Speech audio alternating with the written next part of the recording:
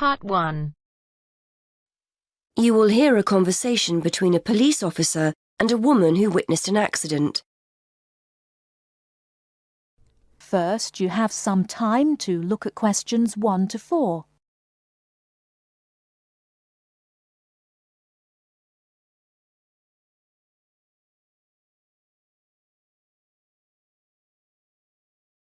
Now we shall begin. You should answer the questions as you listen, because you will not hear the recording a second time. Listen carefully and answer questions 1 to 4. Hello, madam. I understand you witnessed the accident. Have you got a few minutes to tell me what you saw? Yes, no problem. I don't have to be back at work for a while, so I'm pleased to help. Did you actually see what happened? Yes, I was standing over there near the bus stop. I was on my way to get something for lunch and just happened to be looking at a shop across the road.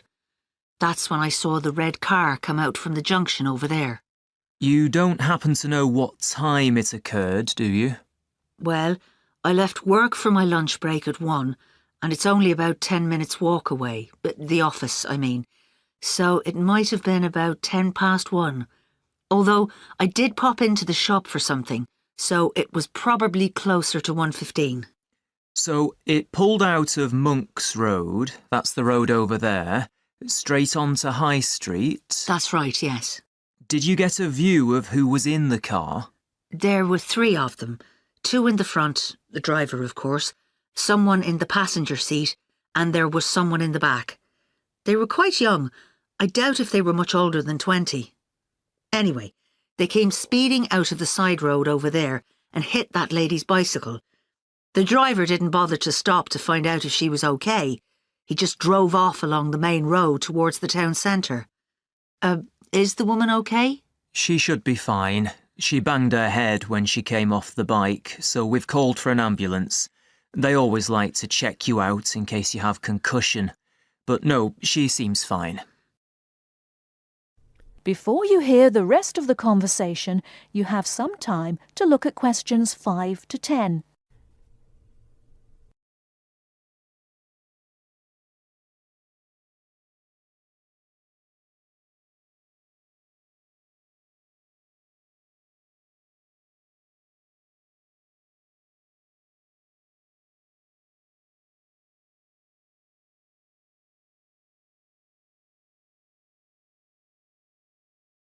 Now listen and answer questions 5 to 10.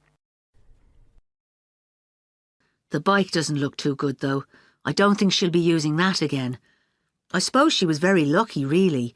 If they'd hit her instead of the front wheel, she could have been seriously injured. It looked like they were just in a hurry and didn't want to stop at the junction. I know the traffic lights aren't working there, so perhaps they thought they could just pull out. Could you give me a description of the car? Do you know the make and model? Well, I'm not very good with cars, but I'm pretty sure it was the same model as my husband's car, a Ford Fiesta. It was red, like I said, and quite old, and the door on the driver's side was damaged. It looked like it had been in another accident some time ago. I don't suppose you had a chance to take down the registration number, did you? I did, actually. Let me see. Y48BYW. Will that help you trace them? That's really helpful. It depends. It might be a stolen car, but at least we'll be able to trace the owner. If it wasn't stolen, then yes, we'll be able to find out the name of the driver. Now, would you mind giving me your contact details, just in case we need to get in touch about anything? Of course. What's your name? Mrs. Stansfield. Rita Stansfield. That's Stansfield.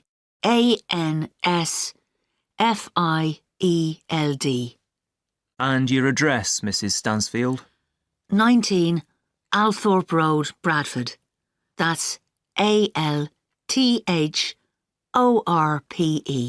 Have you got a telephone number we can get you on?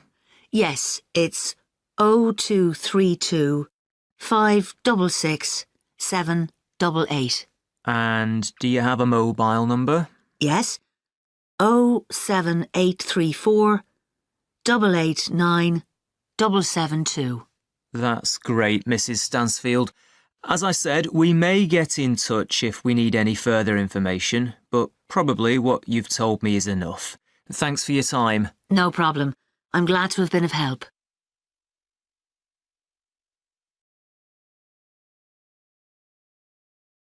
That is the end of part 1. You now have half a minute to check your answers.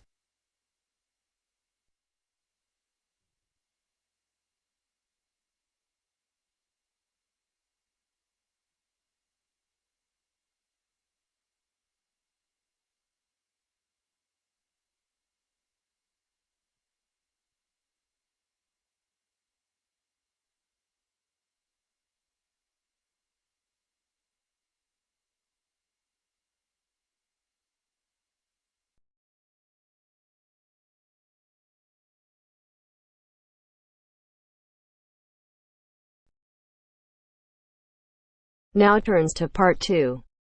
Part 2. You will hear a presenter on a radio phone-in show. The presenter is talking to a woman who was bitten by a poisonous spider. First, you have some time to look at questions 11 to 15.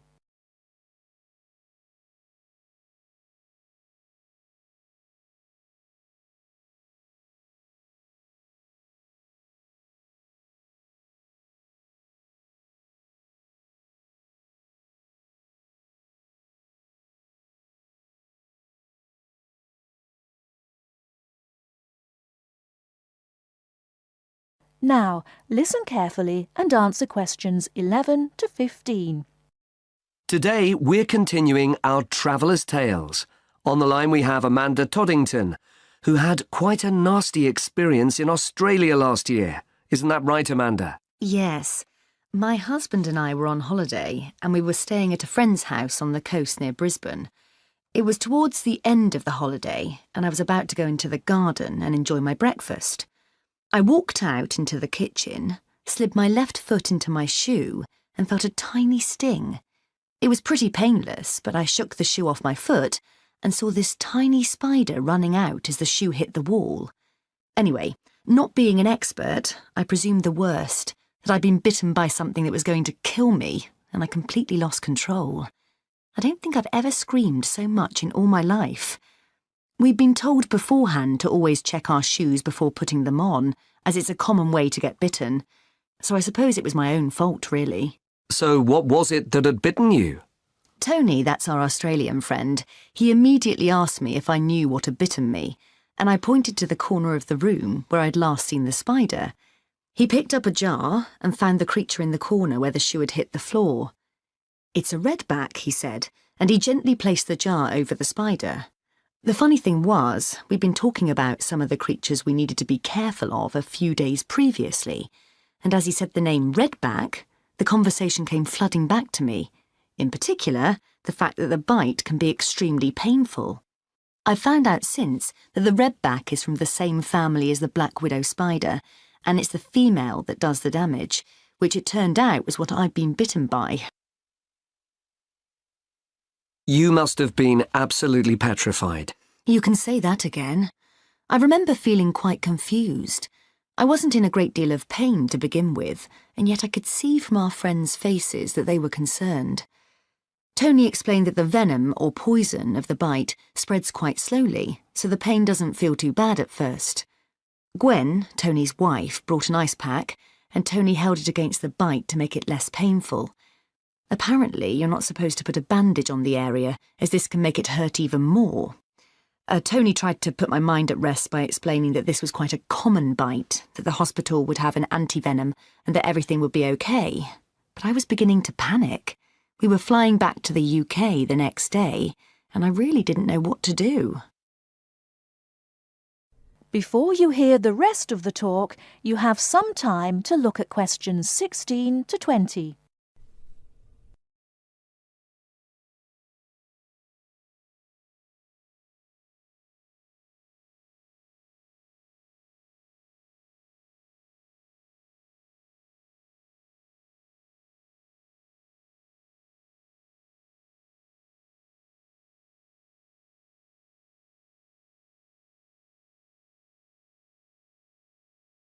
Now listen and answer questions 16 to 20. So what did you do? Well, Tony phoned the doctor, who told him to check my symptoms for the next hour or two. As time went on, the pain became very intense, from my foot right up to my knee. My husband was on the internet and was reading out the possible symptoms. I wasn't feeling sick, and I hadn't yet developed a fever, but I had a terrible headache, and my foot was beginning to swell up. At this point, Tony decided to take me to the local hospital to be on the safe side. I really didn't want to go, as I had visions of being kept in for days and all our plans being spoilt. But Tony and my husband insisted. When we got to the hospital, I was relieved to see how casual everyone was when Tony explained I'd been bitten by a red-back spider. They told me to take a seat and got on with their work. And did you receive any treatment? By the time I got to see a doctor, the pain was very intense indeed, and I was getting quite upset. The doctor decided to give me a dose of an antivenom, which he assured me would eventually deal with the problem. Unfortunately, he also explained that it wouldn't have an immediate effect and the symptoms might last for several days. But the story has a happy ending. My husband managed to book us onto another plane 1 week later. And even better news was that the symptoms of the bite finally cleared up after about 24 hours. Within a couple of days, I was back to normal again. So thanks to the spider, we managed to extend our holiday by a week.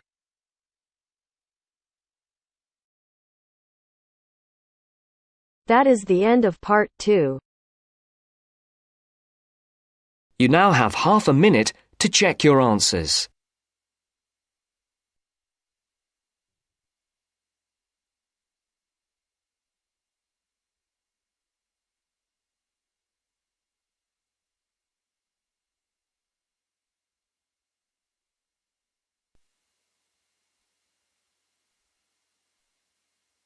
Now turns to part 3.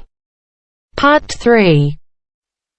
You will hear a conversation between a university tutor and a student about a jobs fair.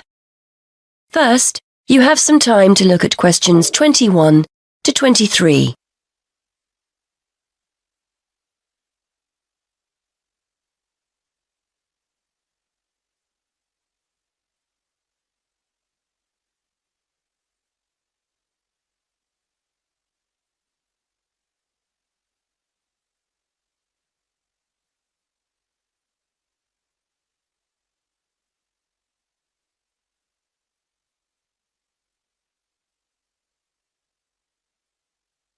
Now listen and answer questions 21 to 23.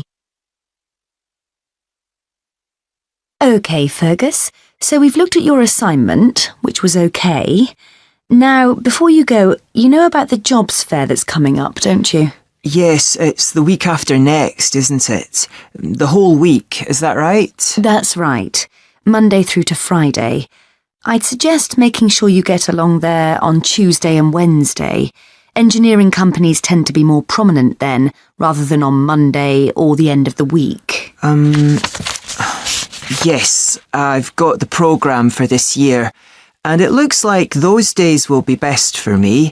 I'm only in my first year, so I'm not expecting too much from the day, but I've heard you can pick up some valuable ideas for career paths. Well, you've still got a few years here, I know, but it's never too soon to make a good impression on potential employers.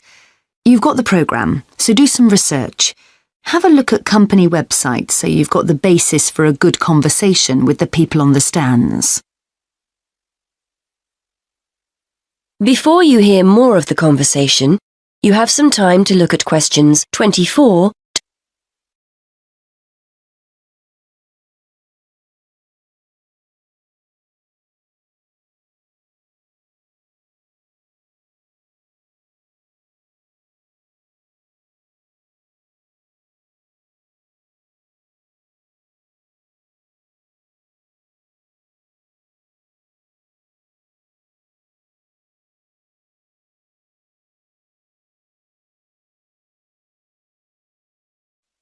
Yes, I was looking at one the other day.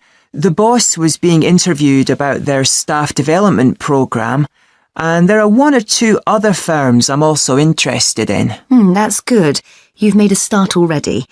Remember to think about what you're going to ask people before you turn up. Not how much you're likely to earn, of course. You only discuss salaries at job interviews.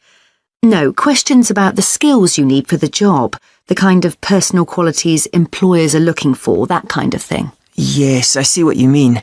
It's best to go prepared and make the most of the opportunities. And I'm sure you don't need telling that it's a good idea to dress correctly for the event.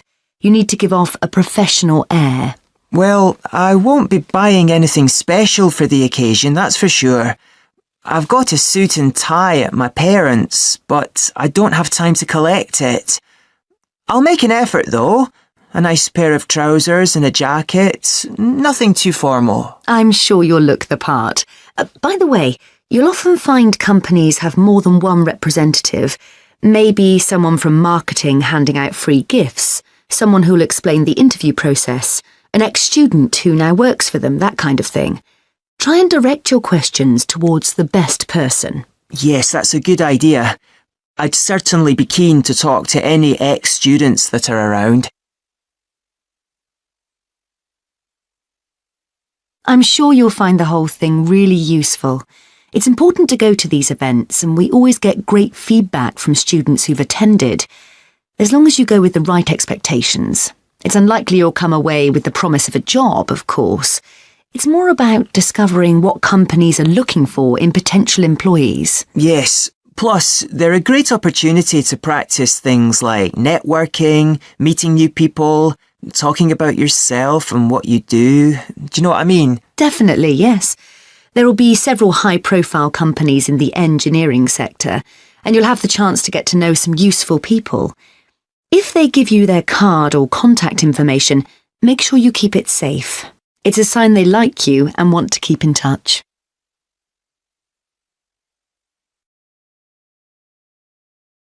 That is the end of part 3. You now have half a minute to check your answers.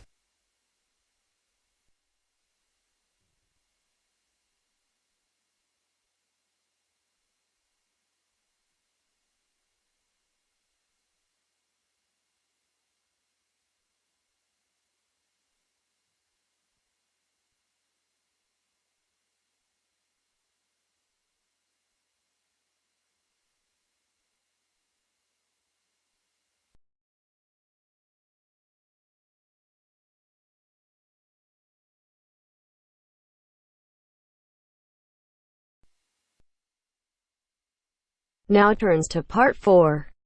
Part 4. You are going to hear a lecturer giving a talk on a type of fundraising for business called crowdfunding.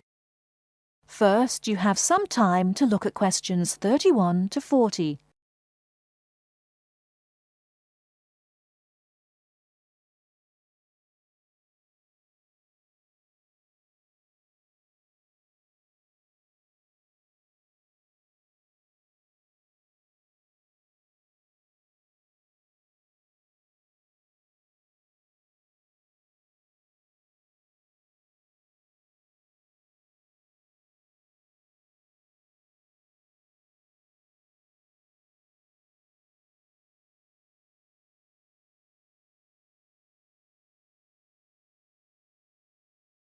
Now, listen carefully and answer questions 31 to 40.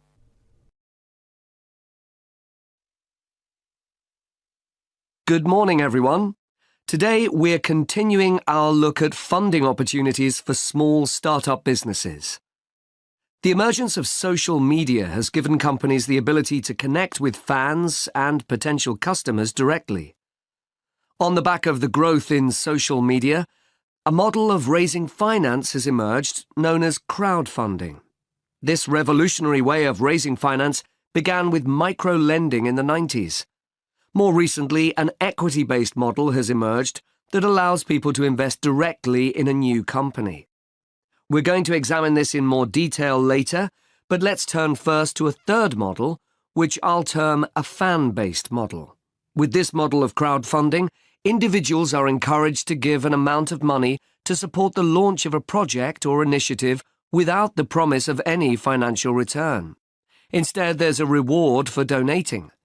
This contrasts with the micro-lending model, which would require a return on investment, and the equity-based scheme, which may offer shares. Crowdfunding portals or websites allow the business concerned to present the initiative along with the financial target required. There's a fixed time limit for fundraising, and if the target amount is reached, all donations are paid to the company or individual. Whether it's an author planning to write a new book, an independent film company looking to make a new film, or a technology company with an idea for an app, the person or company needing funding would turn to its fan base for support. This is managed through one of the many crowdfunding online portals that have emerged. Of course, a fan or supporter of a particular initiative is likely to give money anyway. But donation-based crowdfunding will often make donating even more attractive by offering a rewards-based incentive scheme. Let's take a film company, for example, that needs funding for a new film. For a small, set donation, the donor might be offered a free ticket to the premiere or a DVD of the film. A larger set donation might be rewarded by the chance to attend a launch event when the film goes live. Those people who make bigger donations could even be offered the chance to meet the cast of the film, whilst the highest level donation could see the person's name mentioned in the film credits. For companies that already have a significant fan base, crowdfunding offers a fantastic opportunity to raise money quickly from a large number of people, each of whom donates just a small amount of money. Compare this to the time and effort that would be needed to sell your idea to investors or your bank manager, particularly in an age when raising finance can be difficult. The company may also have links with partner companies or organizations that run fundraising events. In this case, you can significantly increase participation by working with these organizations to promote your crowdfunding project. Another significant advantage is that you can reach out to your fan base for feedback on the project while it's being developed, thus making the final product more appealing. Crowdfunding enables you to raise awareness of the product at an early stage, thus increasing the potential for sales. With so many people behind you, it can also act as a great incentive to get the best possible product out on time and on budget. However, there are disadvantages to bear in mind. The model can be described as all or nothing. If you don't reach the monetary target required in the agreed time, all promises of donations are cancelled and no money is paid, leaving you back at square one. Should this happen, or still worse, you receive the funding but are unable to come up with the product, not only will your fans end up disappointed, but the portal will record the fact that you failed to reach your target, or that the initiative failed. Fulfilling all the pledges that you've made to people can also be very time-consuming. For example, remembering to send out copies of books or free cinema tickets can sometimes be forgotten in the excitement and frenzy of launching your product. People sometimes forget to factor in the cost of rewards when calculating profit margins. But these can be significant. And finally, if you have a small fan base, for example, you're a new company or have a small social media footprint, raising awareness of your initiative will be challenging. These drawbacks aside, donation-based crowdfunding is a wonderful opportunity for individuals or small startups to raise funds for that exciting new project whilst reaching out and connecting to the people who are most likely to support and promote your work for you. That is the end of part 4. You now have half a minute to check your answers.